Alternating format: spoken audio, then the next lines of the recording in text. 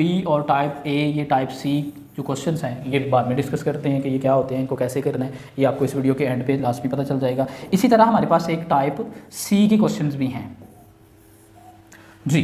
Type सी के questions में हमारे पास आती तो लिस्ट है, मैंने कहा था कि आपने ये लिस्ट ऑफ हेडिंग्स को अपने माइंड में रखना है। हमारे पास इधर दो चीज़ें आ जाती हैं, एक हमारे पास लिस्ट आ जाती है और एक हमारे पास स्टेटमेंट होती है जो कि क्वेश्चन में होती है। जब भी मैं बात कर रहा हूँ स्टेटमेंट की तो ये क्वेश्चंस ही हैं, ठीक है जी, ये बेसिकली क्या है, क्वेश्चंस ही हैं।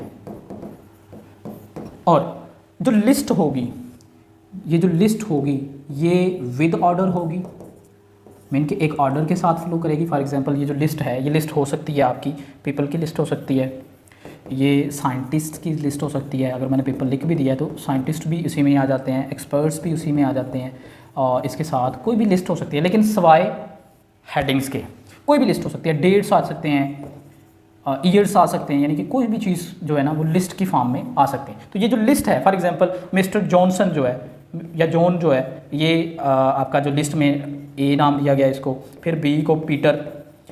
अब ये जो जॉन है ये हमेशा पहले होगा और जो पीटर है ये बाद में होगा, ठीक है। तो ये लिस्ट जो है ये ऑर्डर के साथ फ्लो करेगी, यानी कि आपको स्कैनिंग, आपने जो इन्फॉर्मेशन फाइंड करनी है पैसेज के अंदर वो आप इजीली फाइंड आउट कर सकते हैं। जस्ट ये अगर आपको पता है कि ये लिस्ट जो है ये किसी ऑर्डर के साथ। लेकिन यहाँ पर जो स्टेटमेंट है, हो सकता है ये क्वेश्चन नंबर 37 की स्टेटमेंट हो, फिर इसके बाद क्वेश्चन 40, यानी कि ये सारे के सारे क्वेश्चन इसमें आ जाएंगे। लेकिन ये स्टेटमेंट फॉर एग्जांपल यहाँ पर ए जो था, हो सकता है ये आंसर हो इस 40 वाले क्वेश्चन का, तो ये जो स्टेटमेंट है ये क्या होगी जी, विदाउट ऑर्डर।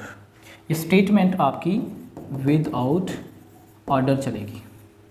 यहाँ पर मैंने आपको एक कंसेप्ट दिया है विद ऑर्डर का भी और विदाउट ऑर्डर का भी, जो कि टाइप सी में मैंने दिया है। लेकिन मैंने यहाँ पर टाइप ए लिखी है और टाइप बी भी लिखी है।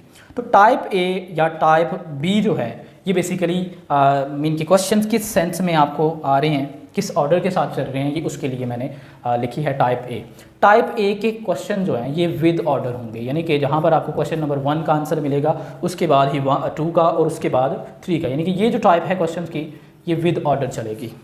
और जो टाइप बी के क्वेश्चन हैं ये आपके विदाउट एनी ऑर्डर होंगे, यानी कि ये जो टाइप है ये आपने एंड पर सॉल्व करने हैं। सबसे पहले आपने टाइप ए के क्वेश्चंस करने हैं और उसके बाद आपने टाइप सी के क्वेश्चंस करने हैं और एंड पर आपने टाइप बी के क्वेश्चन करने हैं। लेकिन यहाँ पर एक और क्वेश्चन है कि टाइप ए के क्वेश्चन अगर सॉल्व करने हैं तो सबसे पहले क्या हम एमसीक्यूज कर सकते हैं? नहीं, यहाँ पर मैंने लिखा था कि ये आप एंड पर ही कर सकते हैं।